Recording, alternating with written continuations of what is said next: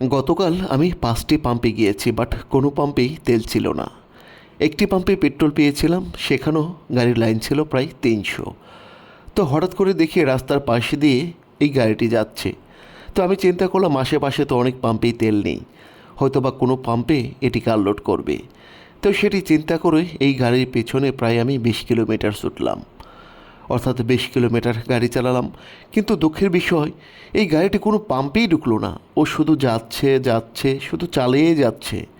তখন হুঁশ ফিরল আমার, যে এর পিছনে ছুটে ছুটে তো আমার বাকি ফুয়েলটুকু নষ্ট করার প্রয়োজন নেই। তো 1 তারিখের অপেক্ষায় ছিল এই পাম্প মালিকগুলো। আপনারা বিশ্বাস করেন, প্রত্যেকটা পাম্পেই তেল আছে, কিন্তু বাট তারা তেল মজুত করে পাম্পগুলোকে বন্ধ করে রেখেছে এই 1 তারিখের জন্য। কারণ 1 তারিখে তেলের দাম বৃদ্ধি পাচ্ছে।